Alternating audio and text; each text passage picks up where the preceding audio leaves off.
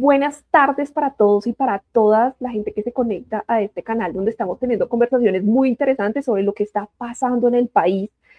Como ustedes saben, siempre me gusta traer gente experta, gente que sabe, gente a la que le podemos preguntar muchísimas cosas para entender un poco qué es lo que está pasando, cómo va este país, hacia dónde vamos y entender también no solo hacia dónde vamos, sino hacia dónde podríamos ir, cuáles son las implicaciones de las cosas que están haciendo nuestros políticos, nuestros gobernantes.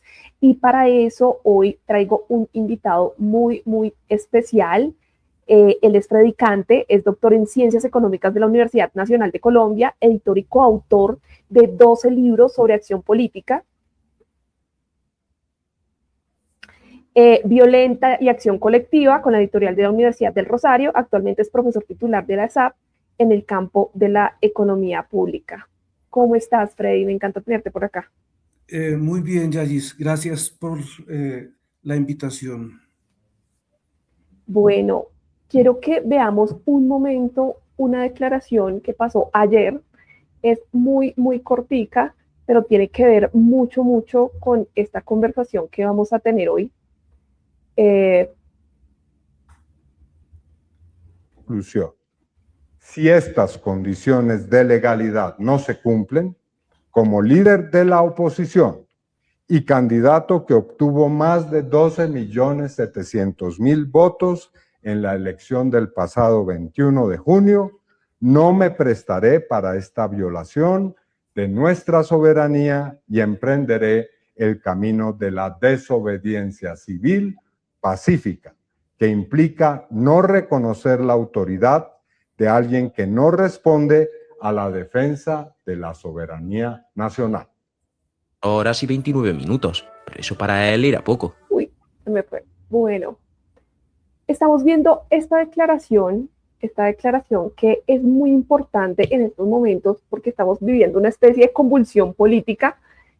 Tenemos un presidente, digamos, que Cepeda había llegado a reconocer, había reconocido que pese a algunas denuncias que había hecho de fraude que están como por resolverse, pese al hecho de que este señor tuviera una triple nacionalidad y otras cosas que esgrimió en esta rueda de prensa, que más parece un poco una locución, inicialmente había aceptado, ahora dice tengo unas condiciones para aceptar.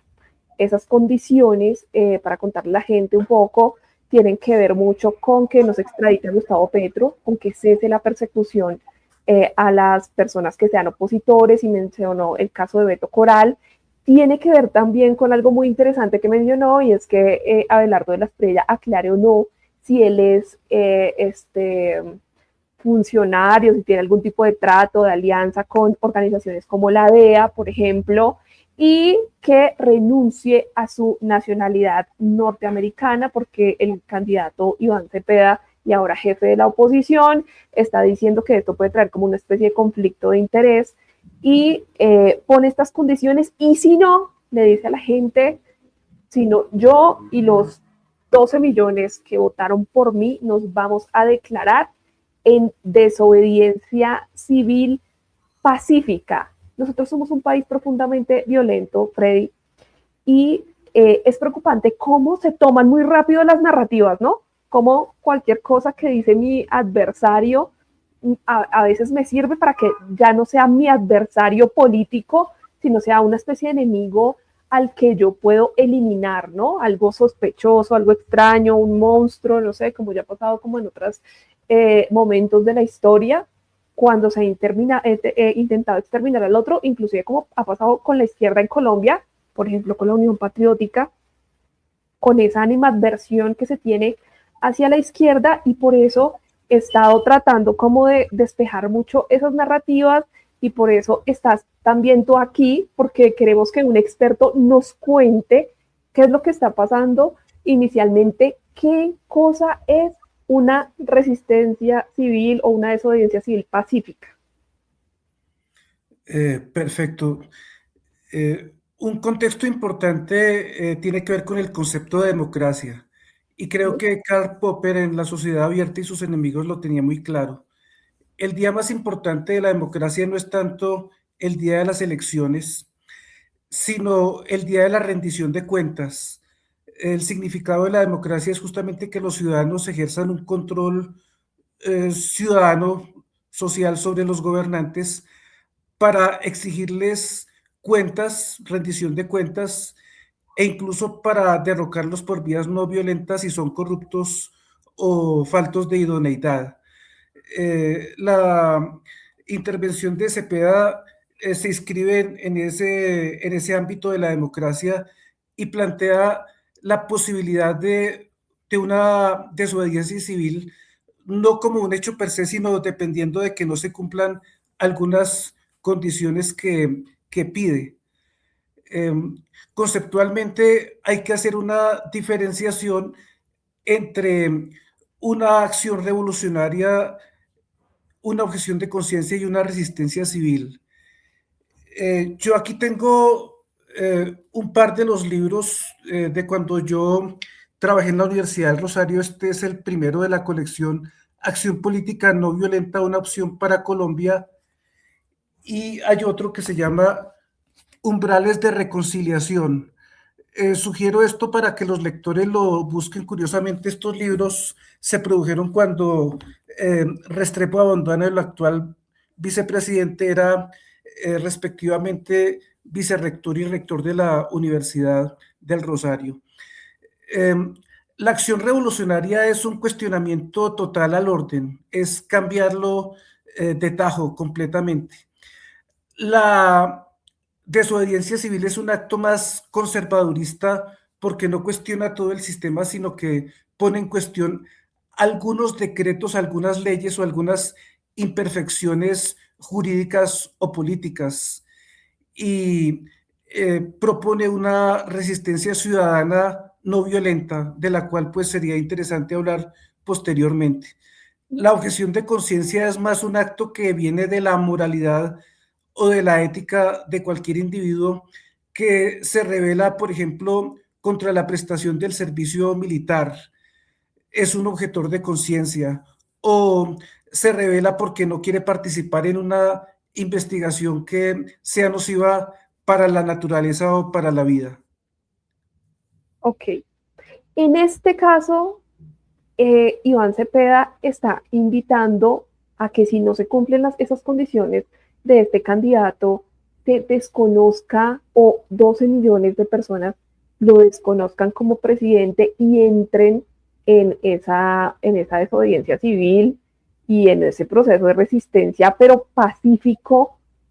Y, y uno siente que es como una frase, aunque corta, es muy grande, ¿no? O sea, es como, ¿qué es lo que me quieres decir o qué es lo que le quiere decir al electorado y a él mismo, qué es lo que está diciendo cuando dice si no se cumplen estas condiciones, entonces yo me declaro en esta resistencia, en esta desobediencia civil pacífica?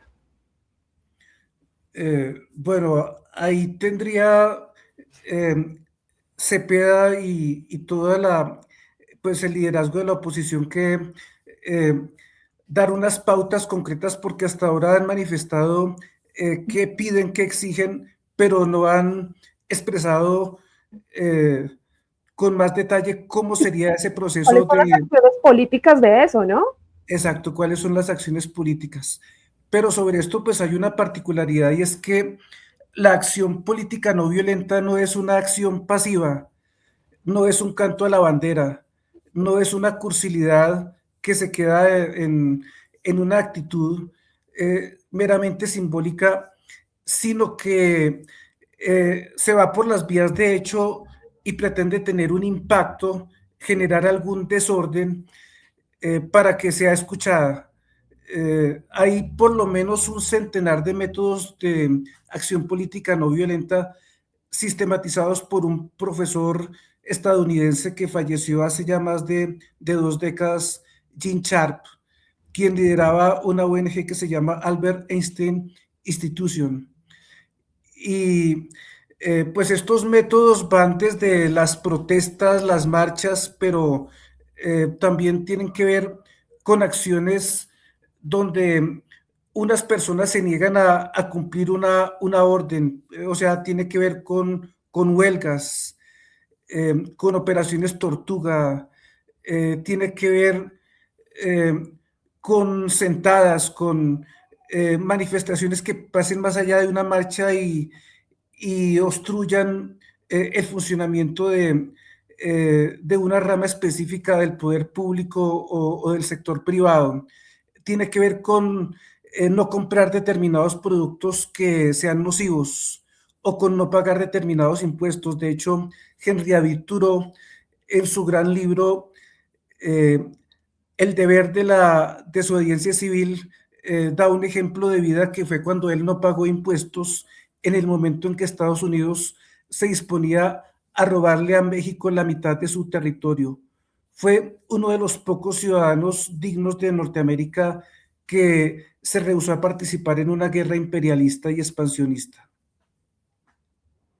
Para allá iba un poco y es como, bueno, tengo una preocupación, me surge una preocupación, ya usted me dirá si no está de acuerdo conmigo, esta es mi preocupación profundamente ciudadana, y es que yo siento que la gente se cansa en las calles, o sea, salvo el estallido social que tuvimos, que tuvo una extensión, digamos, yo no me imagino a la gente 4 años en las calles, ¿sí? La gente necesita comer, necesita, es decir, no sé si esa izquierda que además no está tan, esos 12 millones de personas, no es que todos tienen una hoz al hombro, ¿no? O sea, este progresismo de Colombia es muy variopinto.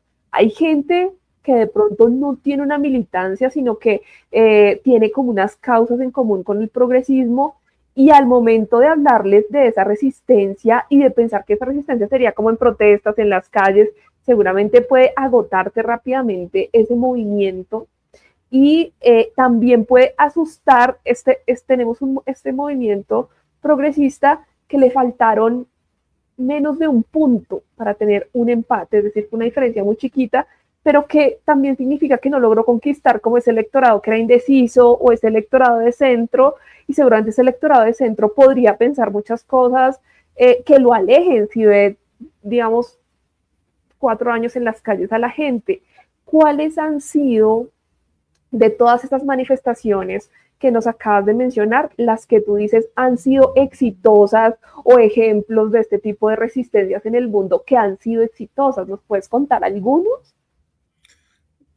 Bueno, voy a empezar un poco por una retrospectiva propia que se me olvidó contarte cuando me pediste el perfil, y es que hace un poco más de un cuarto de siglo yo fui asesor de Antanas Mocus en su segunda alcaldía y Okay. él organizó un proceso de resistencia civil contra los actores armados, no solamente contra los paramilitares, sino contra las guerrillas. Y se organizó eh, una tentativa de no pagar a los secuestradores, no pagar secuestro extorsivo ni secuestro político. Mm, Se propendió por la colaboración con la autoridad, lo que llamaba Mocus simbólicamente la acroactividad. Entonces, en su segunda alcaldía hay unos ejemplos de acción política no violenta. De hecho, yo tengo el orgullo de haber descubierto personalmente la acción política no violenta con Mocus. Con él nos familiarizamos con esa literatura y fue donde se generaron varios de esos libros que les comento. En el mundo hay ejemplos importantes, pues ni más ni menos que la independencia de la India del Imperio Británico, liderada por Mahatma Gandhi, eh, usando acciones pacíficas, acciones no violentas, marchas, pero también resistencia económica. Hay una foto muy simbólica donde Gandhi tiene una rueca, una máquina artesanal de hilar, y es un símbolo de resistencia contra la manufactura británica. Y fue un proceso exitoso, pues obviamente los procesos históricos son contradictorios y la India pues entraría posteriormente eh, en otras arenas pues violentas, nada pacifistas. Otro proceso interesante aquí en Sudamérica es la llamada Revolución de los Pingüinos, ocurrida en Chile durante el gobierno de Bachelet. Los estudiantes muy chicos de secundaria y primíparos de universidad pues dieron un ejemplo de acción no violenta y lograron una reforma importante en la educación. Son dos ejemplos. ¿En qué consistió esa? Pues estos estudiantes tenían muy claro un modelo de educación alternativo, un modelo que beneficiara lo público, en donde se exigía intervención del Estado, más financiación para la educación, y lo hicieron a través de pliegos petitorios, de marchas, de insistencia. La insistencia es algo muy fundamental. Hay un ejemplo ahora que estamos en tiempos de mundial. Hace casi medio siglo en Argentina, cuando se dio el mundial en ese país, las madres de la Plaza de Mayo semanalmente se reunían, se congregaban en ese escenario de la Plaza Céntrica de Buenos Aires para exigir eh, pues que aparecieran los cuerpos o vivos o muertos de los desaparecidos durante la dictadura, que todavía pues propendía en ese país, y ellas semanalmente lo hacían muy disciplinadamente, y no fue una cosa de una de semana, de dos, de un año, de dos, sino décadas enteras de persistencia, de disciplina, de pasión por lo que se hacían, y lograron algunos impactos. En este contexto de que tenemos en el país, nosotros tenemos un presidente electo que no se ha posesionado y ya ha hecho muchas cosas, pero que como candidato tuvo un discurso muy violento con la izquierda, un discurso inclusive de destripar. Eh, ¿Cómo sería esa resistencia civil pacífica y qué efectos crees tú que tendría, digamos, leyendo un poco el país que tenemos en este momento? ¿Tú cómo es de viable eso? ¿Cómo crees que podría ser? Bueno, podríamos empezar por la parte simbólica y el poder de los medios de comunicación, porque existe algo maravilloso que se puede hacer, y es apagar el micrófono. Es decir, cuando alguien está diciendo una vulgaridad, o cuando alguien dice hay que destripar a los opositores, pues cuando empiece a pronunciar esa palabra destripar, cerrar micrófonos es como una manera de cerrarle la boca, de no hacerle propaganda, de no secundar ese lenguaje. Por supuesto que tiene que haber una exigencia eh, en el uso del buen lenguaje, porque las palabras matan. Es decir, cuando se pronuncia eh, una, una grosería o un acto para violentar a alguien, se está abriendo la puerta para la acción. Las palabras no se quedan meramente en pronunciarlas, sino que hay un poder de ellas, porque hay personas que la secundan. Hay dos retos. El primero de los líderes de la oposición y del sector académico es exigir un lenguaje lo más eh, pacífico, no violento. Si se recurre a alguna violencia, pues podría ser el uso de la violencia simbólica, como lo estilaba Mocus. Mocus pues era muy simpático porque lanzaba un vaso con agua al contradictor, pero no llegaba a usar esos términos tan violentos, tan perturbadores. Hay un reto muy grande para los medios de comunicación y para los académicos, y es cómo superar este problema de las redes sociales, porque nos enferman. Es algo asfixiante, y la gente es lo que más ve. Entonces tenemos que propender por una formación política. La gente de pronto sabe mucho de fútbol o de farándula, pero ignora mucho de la política. En un país tan violento como tú lo decías desde el comienzo, la gente cree que no hay otra forma distinta de hacer política. Uno pues ve incluso una ignorancia preocupante, tanto de la izquierda como de la derecha, porque el manejo del conflicto ha virado entre dos extremos. Por un lado, la acción completamente violenta, represiva, bombardear al opositor, y por otro lado la política de los besitos, los abrazos, los diálogos. Pero esta segunda es un pacifismo barato, cuestionable. Nosotros tendríamos que aprender lo que significa la acción política no violenta y la oposición tendría que ser muy crítica, muy autocrítica con el proceso de paz. Justamente uno de los grandes baches o de los grandes errores del gobierno de Petro fue la política de paz total. No se le reprocha la finalidad, pero hay que revisar los medios de acción, hay que mirar que no solamente se necesitaba el diálogo, sino otras El garrote. condicionantes. Una forma de garrote, en este caso no violento. Observe usted que Cepeda como opositor le pone una condición a Abelardo y dice, si no haces tal cosa, pues vamos por las vías de hecho, que es la desobediencia civil, pero a los actores armados se les dijo hablemos, charlemos, dialoguemos, pero no hubo una contundencia en, en unas condiciones de si ellos no cumplían, pues pasaba X o y al final el proceso pues se malogró y estamos viviendo las consecuencias. Esa es una parte muy importante la que estás tocando. A ver, si yo quiero hacer una resistencia civil o una desobediencia civil pacífica, pero mi interlocutor que tiene el poder es profundamente agresivo, ¿cómo hago yo para no irme a la agresividad, pero tampoco quedarme en la melosería absurda, digamos? O sea, porque no va a tener tampoco ningún sentido. O sea, lo que yo quisiera, esto también es una reflexión muy personal mía, yo me hago cargo de mis palabras, y es que yo digo, nosotros estamos en un país que es como una bomba de tiempo, y siempre que hay una bomba de tiempo, los dirigentes que ponen los grandes discursos de un lado o del otro, pues lo que no ponen son los muertos.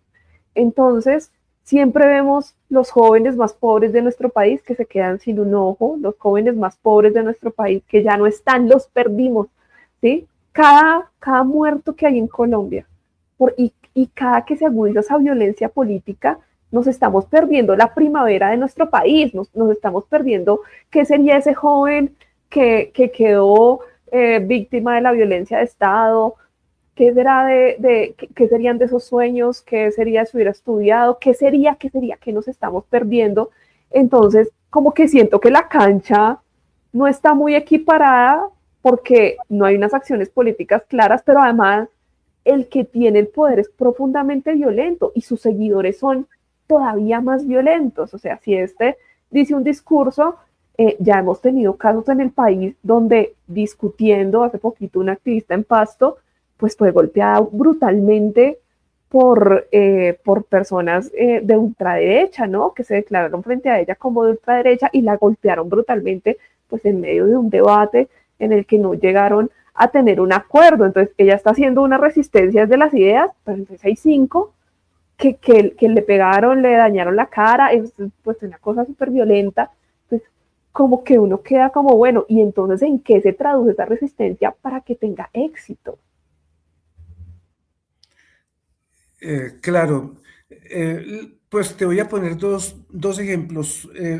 Lo primero, pues conceptualmente el poder es una interacción estratégica. Los que tienen poder y supuestamente están arriba dependen de la obediencia de los que están abajo. Hace 500 años Etienne de la Boétie escribió un texto clásico, siendo un joven de apenas 21 años, escribió el discurso del contra uno o el problema de la obediencia voluntaria. Entonces, lo que él vio es que la cúpula, los que están encima, los más poderosos, dependen de los millares de brazos, de ojos, de extremidades que tienen los cientos de miles de súbditos, de mandos intermedios y de gente que está en la base de lo más bajo de la pirámide social. O sea, el poder de los dictadores y de los represivos depende en parte de la aquiescencia, de la obediencia voluntaria de las personas en este ajedrez tan complicado que es la política. Eh, pero la no violencia incluso puede darse en medio de la fragilidad. Con Mocus nosotros estudiábamos un caso de la resistencia femenina que es una acción no violenta que se llama la huelga de piernas cruzadas. Eso Y es han verdad. habido casos en el mundo. Nosotros miramos uno de unas chicas cuyos novios o amantes o esposos eran pandilleros, andaban en malos pasos, y ellas pues agotaron toda la retórica, la cantaleta, hasta que recurrieron a cerrar toda posibilidad de tener sexo y afecto con ellos, eh, porque el sexo es un arma no violenta, y ellas lograron cambiar el comportamiento de sus compañeros con esa huelga de piernas cruzadas. Aquí en Colombia hay una historia así, no recuerdo la región, pero creo que fue por la construcción de un puente en algún territorio del país muy alejado. Las mujeres, venían siempre los gobernantes y vamos a hacer el puente, vamos a hacer el puente, vamos a hacer el puente. Me lo contó alguien que trabajó, creo que fue en la zona de Tumaco, o bueno, por allá, como en la costa nariñense. Y nada que pasaba lo del puente, nada que pasaba, hasta que las mujeres hicieron una huelga de piernas cruzadas para obligar a los hombres a que se movilizaran para que construyeran el puente. También esa me pareció muy buena. Ahora no sé si funciona en el globo de Colombia, pero creo que podría ser una idea interesante. Pero ¿cómo hacemos para que el otro bando, que es lo que me preocupa? Es que aquí ni siquiera hay una mayoría. Tenemos mitad y mitad del país y otra mitad que no le interesa la política, ¿no? Digamos que me parece que la cantidad de votantes estuvo sobre el 60-63%, si no me equivoco. Entonces, digamos, tenemos un 40% que no le interesa y el resto, la mitad, apoyando pues este programa de derechas y la otra mitad, pues una mitad progresista. ¿Cómo hacemos para que esa resistencia tenga mella no solamente en el poder, sino en nosotros ciudadanos? O sea, como que los otros ciudadanos puedan entender la razón del mensaje de esa resistencia. ¿Cómo se traduce eso en hechos como más tangibles? Bueno, aquí para responderte esa pregunta pues tan difícil, ciertamente, voy a recurrir a un recuerdo que se pierde un poco en la bruma de los tiempos. Hace un cuarto de siglo, efectivamente, cuando yo era asesor de MOCUS, me reuní con el gran defensor de los derechos humanos, Gustavo Gayón, que falleció hace un par de días. Y caminando por la mitad de la Plaza de Bolívar, él me decía: en Colombia desafortunadamente hay una gran cantidad de ONGs pacifistas, no violentas, pero necesitamos unas ONGs más comprometidas con la denuncia por violaciones de derechos humanos, y necesitamos ONGs en donde la gente sea objetora de conciencia. Eso pues vale la pena mirarlo a la luz de esta asimetría que tú comentas, porque el reto es formar a la gente. No se trata meramente de llamarlos desde un atril, desde un escenario televisivo, sino que debe existir una formación ciudadana, de la ciudadanía activa en la no violencia. Algo tan importante como una materia que se ve desde la educación básica hasta la educación superior. Formar a la gente en los comportamientos y en los métodos de la acción no violenta. Eso es el gran reto. Y pues desnudar a los personajes que desde su comodidad llaman a la violencia, ponerlos en ridículo, porque Mocus tenía tan poquitos escoltas que ellos cabían en un taxi divinamente, pero hay personajes como Uribe que han tenido decenas de escoltas. El mismo Petro ha tenido decenas de escoltas. eh, Abelardo pues tiene escoltas por todos los puntos cardinales, y por arriba y por debajo. Pues ya es completamente ridículo lo que uno ve con este personaje, y son personas que no tienen la piel en el juego. Es decir, hay dos clases de jugadores. Hay unos que llaman a la guerra, pero lo hacen desde una burbuja de cristal donde no se manchan, no se ponen en riesgo, y hay otros que son los que van a poner la piel en el juego, y posiblemente van a morir. Esa asimetría es muy peligrosa porque es comparable a la desigualdad económica. Hay unas clases que tienen muchas propiedades, muchos activos, hay otras que no tienen absolutamente nada, y en la arena política y militar hay unos que tienen toda la vocería, todo el mando, pero no tienen la piel en el juego, no están comprometidos. Eh, una exigencia más, pues más categórica, más fundamental, es que si el actual gobierno llama a una política de guerra total o de represión, pues eh, los que llaman a eso, los dirigentes, los máximos líderes, sean los primeros en estar en el campo de batalla. Hay que romper con esa asimetría donde hay unas personas que están condenadas a ser los peones de la guerra y a estar en la primera línea como una carne de cañón. Y ahí pues juega mucho formar a la gente en la objeción de conciencia.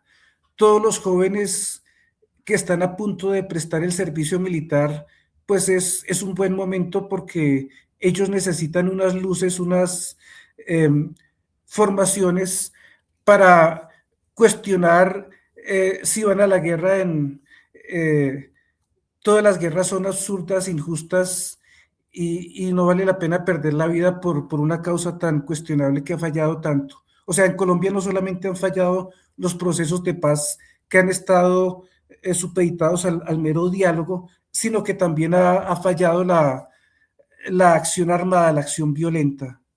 Son dos fracasos y nosotros tenemos que buscar otra vía. La acción política no violenta, como lo muestro en este libro que tiene un conjunto de académicos de varios países de diversos continentes, pues es un trabajo contundente donde nos muestran elementos teóricos y ejemplos en varias partes del globo para mirar que la acción política no violenta es una alternativa muy seria y que ha funcionado.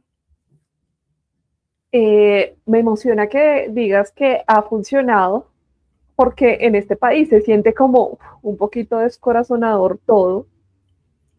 Mm, me parece que hay que mirar esa parte de cómo nosotros hacemos, o sea, porque sí estoy entendiendo lo que me dices, pero, por ejemplo, te voy a poner un caso. Colombia a mí me parece que es un país donde la gente soporta muchas cosas porque siento que es más un país de la culpa y no de la vergüenza. Es decir, cuando pasa algo muy grave, la gente dice que Dios se encargue de eso, esa persona se irá a pagar al infierno, si cometió una injusticia se irá para el infierno, pero nunca dice, esta persona se tiene que avergonzar ante la sociedad de sus actos, o sea, como que nosotros no estamos acostumbrados a eso, y yo creo que esa es una parte fundamental en que nosotros no llegamos a hablar con el otro. Yo he hecho no sé cuántos centenares de videos ya y, por ejemplo, yo recibo muchísimos discursos de odio, aunque siempre trato de no responder con odio, de no contestar con odio, de no contestar con malos tratos, pero yo siento que la gente nunca se queda en el argumento o si no recibo odio, recibo, por ejemplo, la palabra firme por la patria. Es decir, no me estás comunicando nada, no me estás, ni siquiera estás rebatiendo mi argumento, sino estás diciendo como yo tengo la razón estoy siendo casi un autómata un poco, ¿no? Entonces se pierde la posibilidad de diálogo y cuando uno a veces va un poco más allá, pues la gente dice, pues no, Dios verá qué hace con ellos, Dios verá qué hace con el presidente, ah, pero este presidente es violento, pero quiere hacer esto, Dios verá, o sea, como que nunca nos quedamos acá en la tierra de cómo veo yo a mi prójimo, sino que somos un país profundamente religioso y cómo hacemos para que el diálogo nos entre en medio de nuestra religiosidad, de nuestras ganas de ser violentos, de nuestra justificación de todo, de nuestro poder de aguante, y que podamos entender un poco más allá de todo eso que hemos sido pues durante siglos. Bueno, tú pones un elemento fundamental que es el aspecto emocional, porque en Colombia, además de lo que tú dices, hay un par de emociones muy peligrosas que son la rabia y el odio. Cuando uno experimenta rabia, busca violentar al otro y cuando hay odio, lo que busca es exterminarlo, desaparecerlo, destriparlo.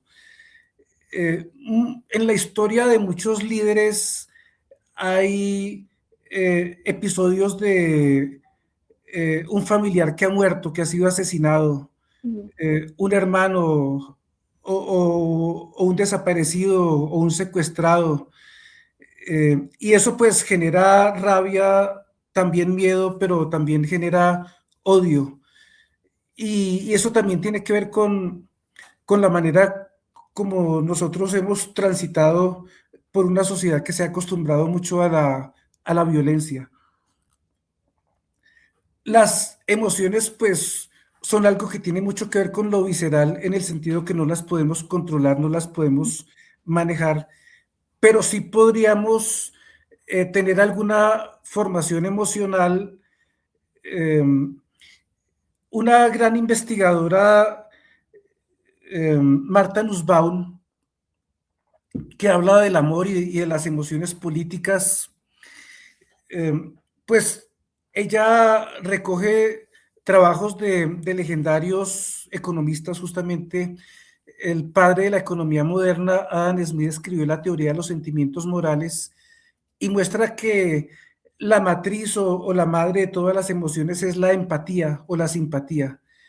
Hay algo que pervive a lo largo de todas las épocas, y es que nosotros emocionalmente nos ponemos en el lugar del otro, porque cuando uno escucha un quejido de un animal o de un pequeño, de un niño, de un bebé, pues uno se conmueve. Cuando uno ve que otras personas están falleciendo o sufriendo en Venezuela, uno se conmueve y entonces uno tiene esa propensión a ser generoso, a ser caritativo, a ayudar, porque nuestros límites no terminan en la piel, sino que nosotros nos compadecemos, nos emocionamos, empatizamos con las otras personas.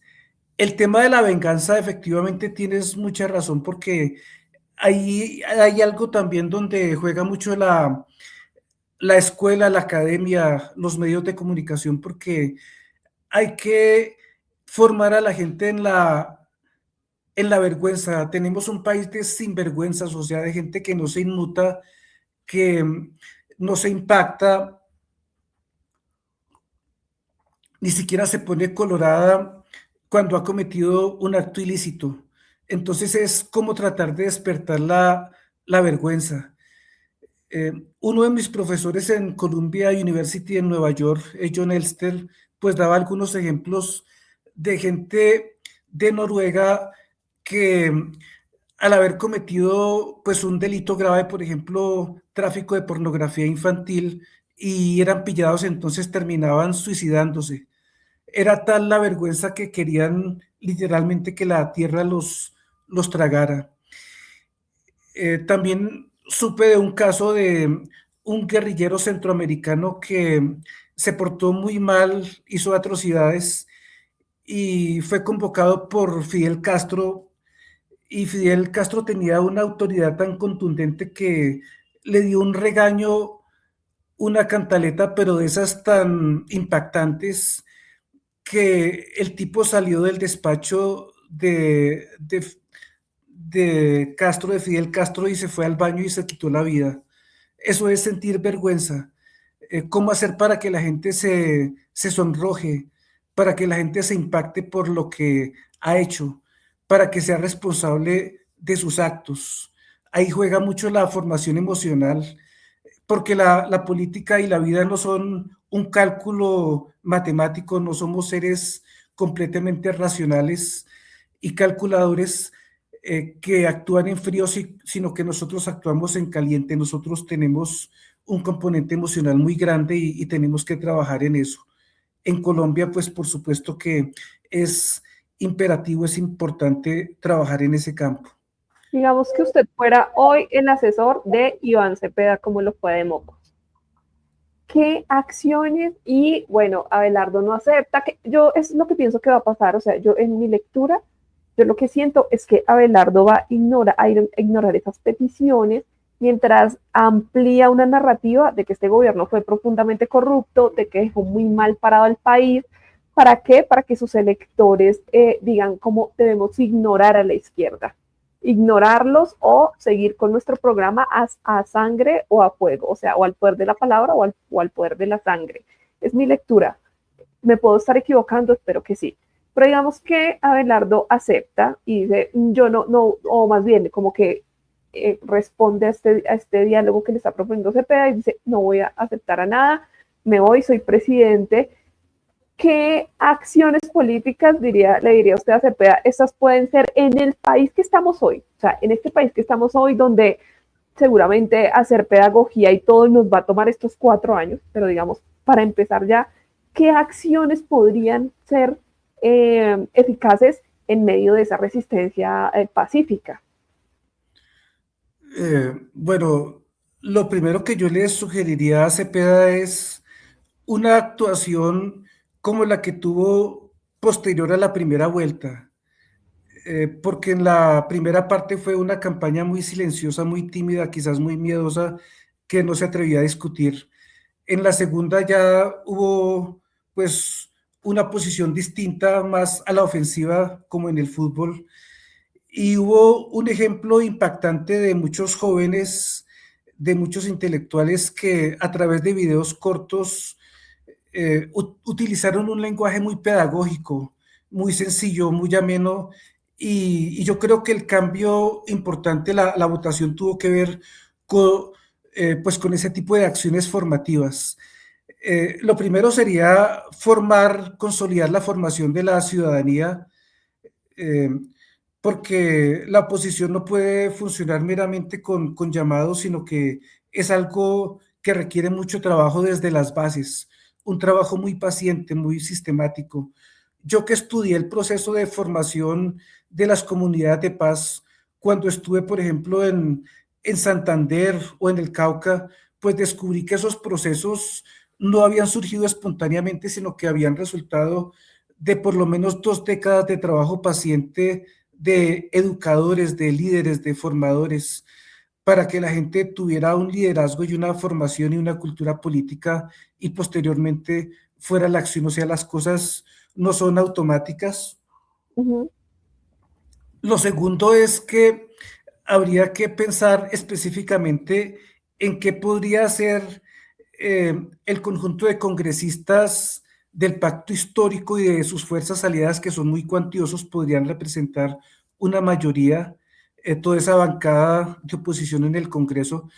Ellos en sí mismos podrían ser un cuerpo donde se ejerciera la acción no violenta, la desobediencia en el escenario mismo de los, pues de las sillas del Congreso, bien sea eh, no participando, haciendo algún tipo de sabotaje, eh, o por lo menos una manifestación simbólica con determinado tipo de camisetas y una insistencia eh, en los medios, en las redes, buscando mostrar pues cómo el presidente electo, en el caso de que no cumpla, pues se le haría un llamado de atención buscando justamente despertar su vergüenza, su pérdida de autoridad, buscando esa descalificación, eh,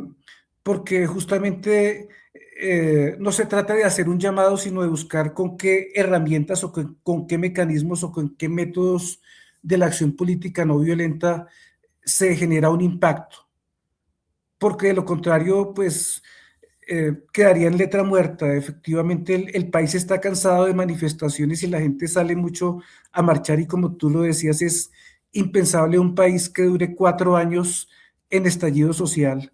Hay que buscar unas formas muy creativas de participación y formas, pues justamente que estén en el ámbito de la no violencia, porque uno mira con preocupación cómo hay muchos desmanes y en esos desórdenes se destruyen muchos bienes colectivos, mucha infraestructura pública.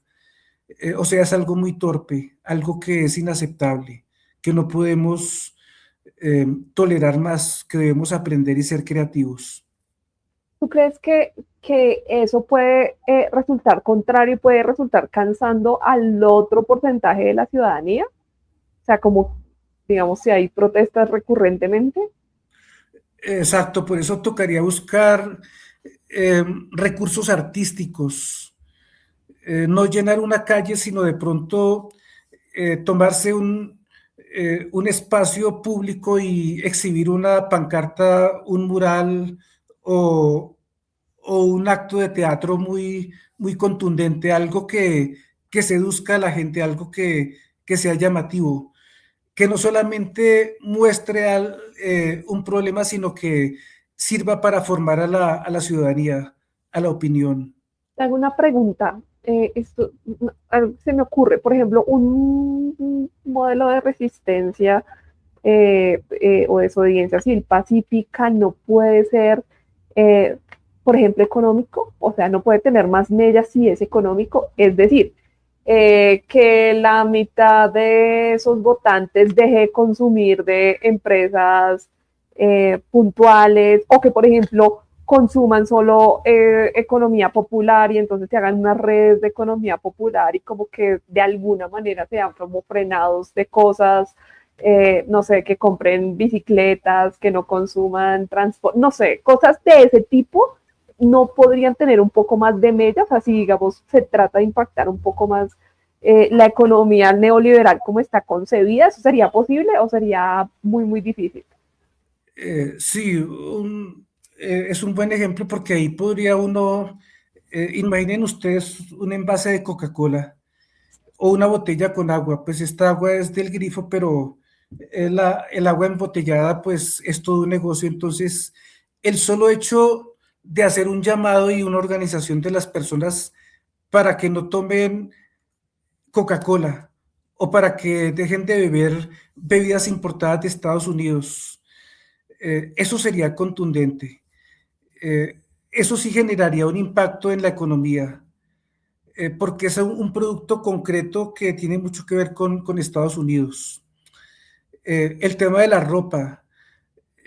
Si yo uso Zara o Dolce Gabbana, pues con qué cara llamo a la soberanía popular, a la soberanía alimentaria.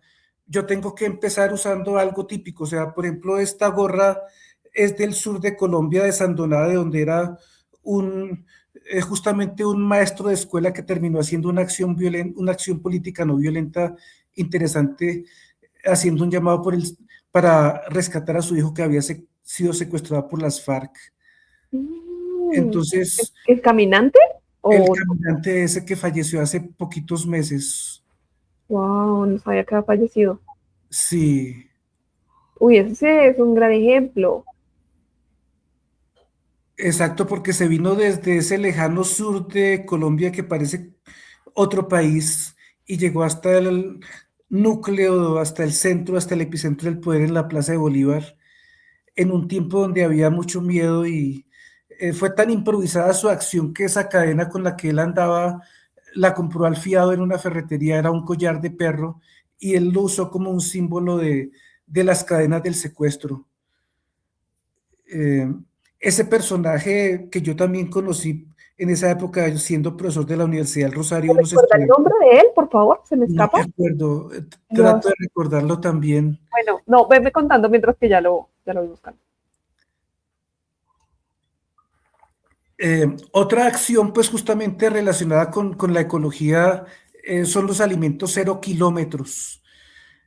Cuando hubo el estallido social, pues yo me burlaba eh, del ministro de Hacienda de Carrasquilla que no sabía el precio de un huevo, pero yo descubrí en mi ignorancia que yo no sabía el costo ecológico de un huevo, porque cuando el estallido social paralizó las vías por donde se importaba el alimento para los pollos, pues uno descubrió que dependemos de Estados Unidos para la producción de huevos, o sea, todo el grano procesado que consumen las gallinas colombianas ponedoras de huevos proviene de Estados Unidos.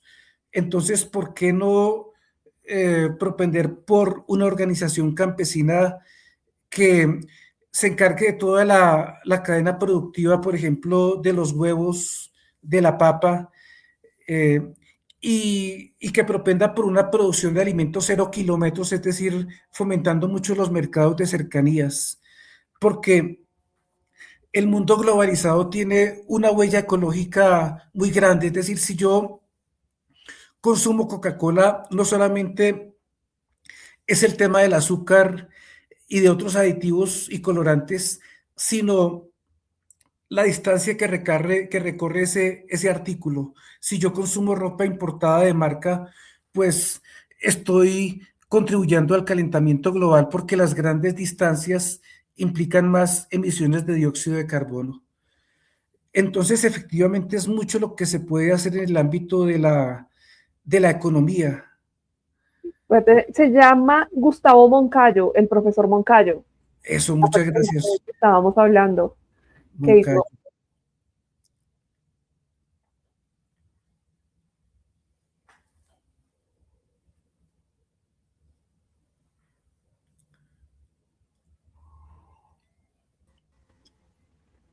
Se fue el internet, ¿me escuchas ahí? Yo te escucho, sí, no veo tu imagen, pero te escucho. Ahora sí, ok.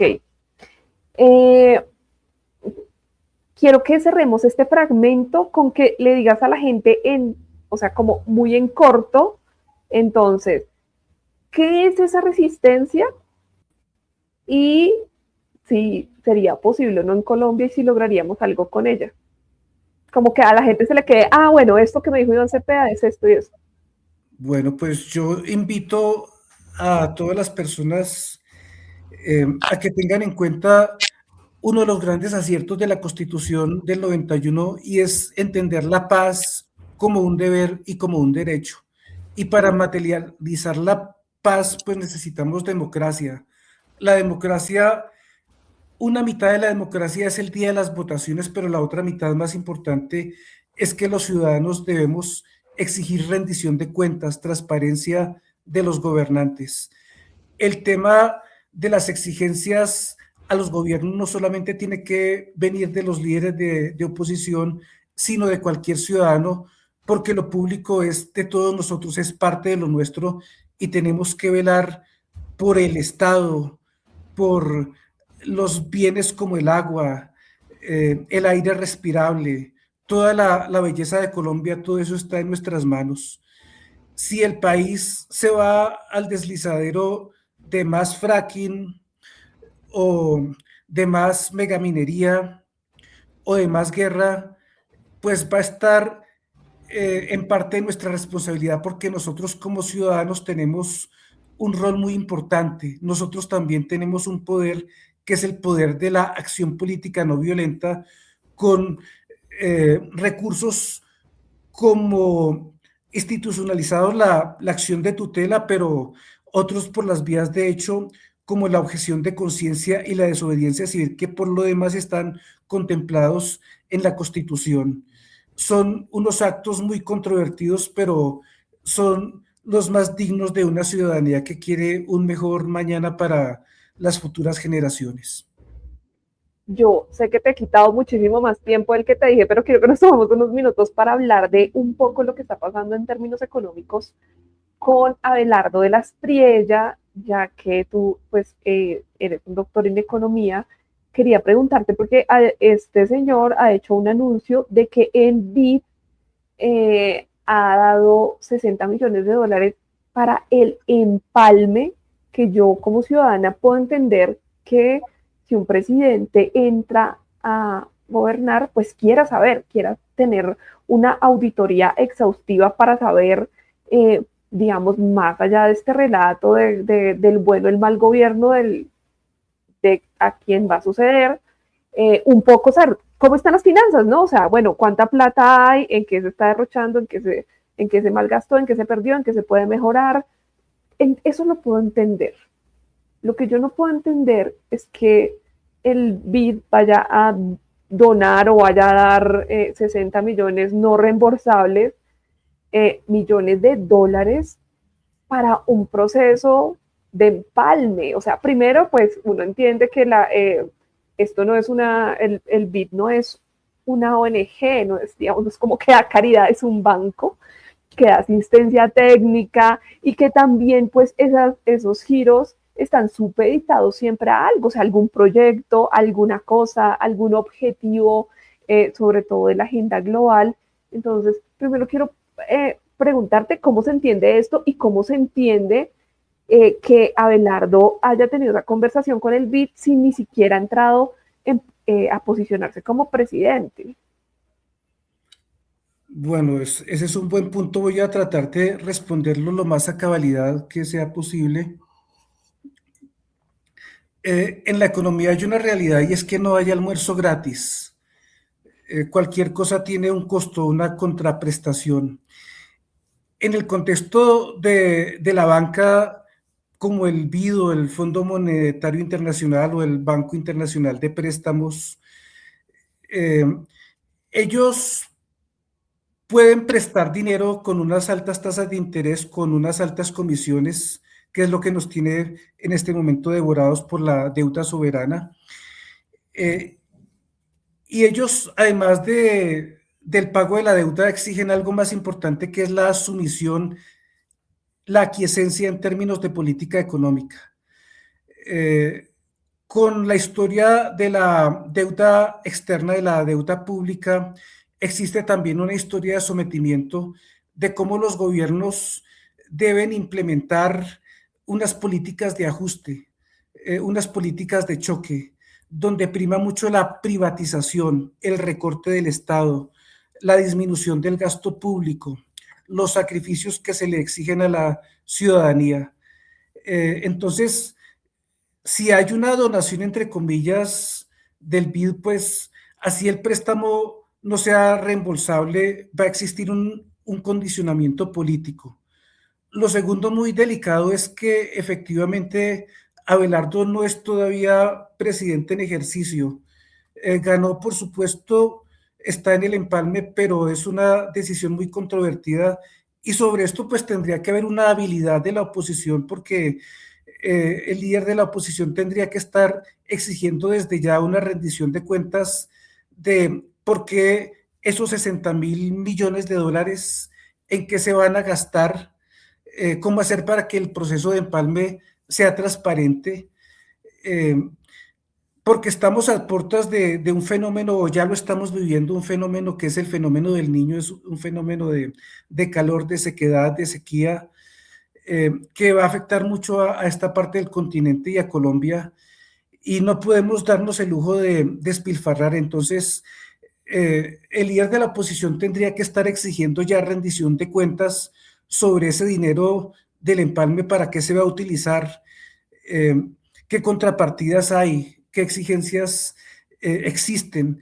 Y en estos momentos en que se está procediendo a nombrar los primeros ministros, pues nosotros conocemos la hoja de vida y las anécdotas de esas personas y qué comen y qué marca usan y a dónde viajan, pero hay algo muy importante, es que tiene que existir una transparencia de sus activos, es decir, qué riqueza y cómo la han obtenido, empezando por supuesto, por el presidente Abelardo, eh, qué activos tangibles e intangibles tienen dentro y fuera del país y cómo los han conseguido.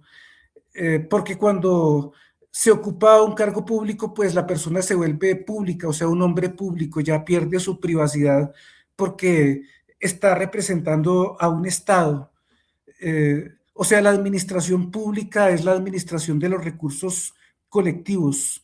La economía pública no es la administración de un negocio con un secreto industrial, con una caja cerrada como una caja negra, sino que tiene que ser una economía transparente a la luz de todos, que todos tenemos que conocer porque es un asunto público. O sea, lo público tiene que ver con publicación, con publicidad, con transparencia. Y eso tenemos que exigirlo, eso tendría que estar contemplado en los puntos que exige Cepeda. Yo creo que sería incluso más importante de los puntos que hasta ahora ha esgrimido. ¿En qué se gasta uno 60 millones de dólares en un empalme? O sea, eso también es una inquietud mía ciudadana, porque yo digo, hombre, cada estamento del Estado colombiano, así a uno le parezca mal o no las instituciones que tiene, tiene organismos de control. De hecho, nuestro país tiene organismo de control, se llama la CIA, ¿no? La Contraloría, la Procuraduría, la Fiscalía. Entonces, ¿en qué se gastaría? O sea, ¿por qué una persona va a dar un anuncio de que le donaron 60 millones de dólares para un empalme? Yo no, o sea, como que en mi cabeza hay un cortocircuito con eso. ¿Qué quiso decir este señor? ¿O esa plata para qué? ¿Usted qué piensa? Sí, eso pues es un anuncio más corto que una propaganda, que un anuncio de publicidad. Ni siquiera dura lo que dura un video de TikTok, que es de lo más ridículo de corto. Entonces nosotros tenemos que preguntar, pues con todos los puntos sobre las IES, pues para qué esa plata, o sea, qué costos existen ahí, costos de transacción, de negociación, reposición de recursos perdidos, eh, pues porque es una cifra muy grande. Eh, es una cifra pues que podría servir para financiar una parte importante justamente del fenómeno del niño, de todas las víctimas que podrían existir. Entonces, ese dinero podría encajar muy bien para una prioridad, para un imprevisto, para algo que no está contemplado y que vamos a empezar a sufrir en los próximos meses. Pero de ninguna manera se podría consumir en unas pocas semanas. Además, cuando la información está disponible, no es que hay que procesar la información o hay que ir a buscarla porque las entidades tienen la trazabilidad, las bases de datos y las entidades están vigiladas por organismos internos y efectivamente porque estamos en un proceso, en una sociedad democrática donde existen unos controles horizontales, la Procuraduría, la Contraloría. eh, entonces, ese punto es terriblemente delicado y sobre eso tendría que haber pues un llamado de atención, una exigencia no solamente de la oposición, sino de la academia, de los comunicadores, de los economistas independientes, de los tecnócratas que en este momento no están en el gobierno, pero que también pues son personas preocupadas por la cosa pública. Yo quiero preguntarle, ¿a usted le parece que Colombia tiene un estado muy grande? O sea, el estado es muy grande. ¿Sí habría que reducirlo? ¿Vale la pena? ¿Cuáles serían los riesgos? O si sería un acierto reducir el estado colombiano en un 40%, como se proyecta Abelardo de la Estrella. Pues hay una parte importante y es que efectivamente hay que repensar el Estado en términos de tamaño, pero habría que podar algunas cosas muy descaradas que son nóminas paralelas, burocracias, cosas vergonzosas, por ejemplo, en la diplomacia, en las embajadas, habría que propender por más austeridad, por más ahorro, por menos lujos, por menos viajes. Habría que revisar, por ejemplo, el sector educativo porque en muchas de las universidades la nómina administrativa es mucho más grande que la nómina docente. Entonces, efectivamente sí tendría que haber una eficiencia en el gasto público, pero no un recorte tajante del gasto público, porque este país necesita educación, necesita salud, necesita cuidado de la naturaleza, cuidado del prójimo, economía de los cuidados. Entonces sería impensable recortar el gasto público, recortar los servicios básicos, lo fundamental, lo que hace posible. Sería preocupante si no hay gastos para investigar, para formar, para educar. Eh, el capital humano justamente depende de la salud, de la educación, entonces sería justamente un suicidio en términos de desarrollo económico, propender eh, por recortar, por poner una máquina cortadora, Una eh, motosierra como la de Milei. exacto, una motosierra como la de Milei, eso sería tenebroso, porque eso sería una cura peor que la enfermedad, efectivamente. Pues insistiendo en que el Estado brinda unos bienes de acceso colectivo, unos bienes públicos a los que la gente tiene acceso cuando pues está la acción estatal y no los tendría eh, por el sector privado, porque el sector privado está movido por la lógica de lucro, de la rentabilidad. Con el Estado encontramos un ámbito donde la lógica es distinta, es una lógica que nos permite la gratuidad, el acceso sin barreras o con muy pocas barreras a la entrada.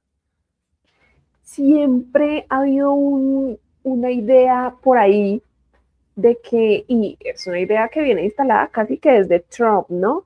Entonces, como que si eres un buen empresario o has sido un empresario exitoso, que al parecer, y según una investigación de la silla vacía, pues en el caso de Lardo no es así, al parecer de todas las empresas, la que le ha funcionado pues es de las Pay Lawyers, con sus grandes honorarios y sus grandes y cuestionados clientes, por el resto presuntamente está en quiebra, pero como que siempre se piensa que un empresario sería un gran presidente.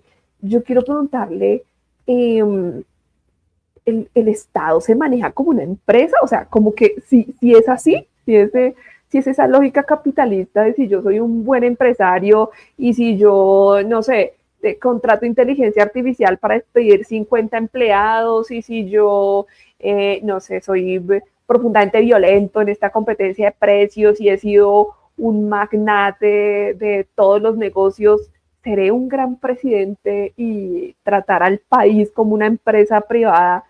Eso sí es una lógica que genera desarrollo en lo público.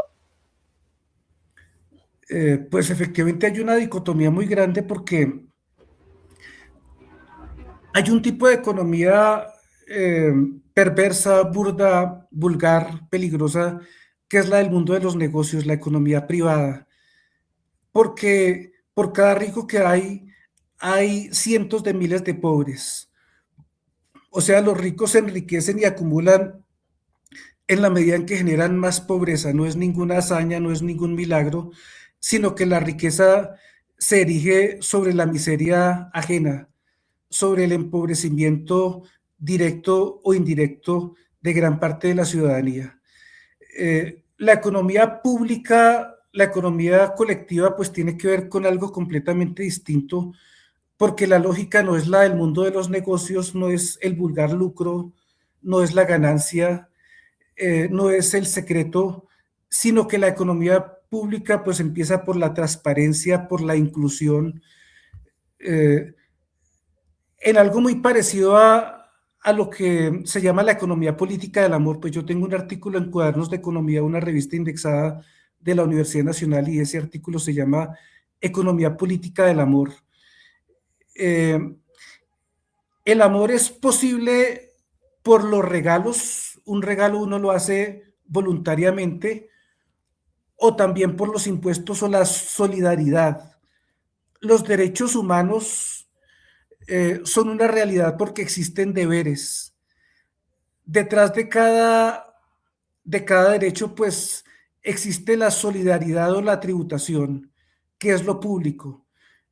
Sin los impuestos, sin la tributación, sin la solidaridad social, pues se cae un componente crucial de la vida. Es decir, lo que yo veo en Abelardo y en su flamante eh, vicepresidente Restrepo, que tiene algunas credenciales académicas, eh, pero no tienen la ética, es decir, la solución de ellos casi que es matar el paciente, es decir, cuando se habla de recortar el gasto público o de cortar el Estado, pues básicamente lo que están diciendo es quitémosle unas extremidades, unos dedos, una mano al paciente, quitémosle un órgano porque este paciente es muy caro.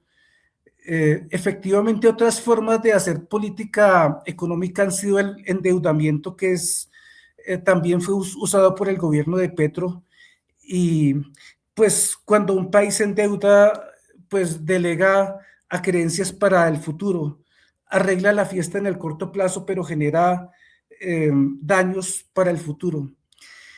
El país tendría que apostarle más a la tributación. Hubo un ejercicio muy bello con Mocus que fue el del impuesto voluntario, es decir, un 25%.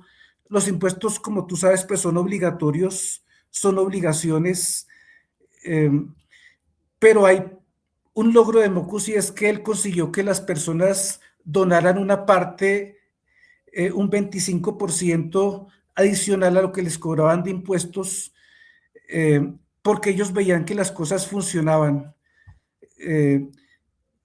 La única manera que nosotros tenemos de recomponer la economía, pues una manera honesta es propender por la cultura de lo público. Lo público es sagrado y lo público exige un compromiso, una tributación. Todas las reformas tributarias, incluso las que se hicieron en el gobierno Petro, han afectado mucho a la llamada clase media, a los ingresos altos, y eso que se han centrado en unos ingresos medianamente altos, pero no han atacado los ingresos más elevados. Jorge Iván González, el exdirector de planeación, tiene algunos trabajos interesantes, al igual que Luis Jorge Garay, otro economista, donde muestran que en términos de renta y de patrimonio, las clases más adineradas y más opulentas del país no están pagando impuestos. Y no pagar un impuesto, pues es un crimen. Eso sí debería dar vergüenza porque las personas se han formado en lo público. Por ejemplo, Luis Carlos Sarmiento Ángulo estudió en la universidad pública, en la Universidad Nacional. Por supuesto que donó un edificio, pero no está tributando todo lo suficiente, todo lo que debería pagar. Todos nosotros tenemos una deuda con lo público y debemos, pues, cuando nos va bien, pagar impuestos, y las personas que les va muy bien, que les va extraordinariamente bien, pues tienen que pagar más y más impuestos.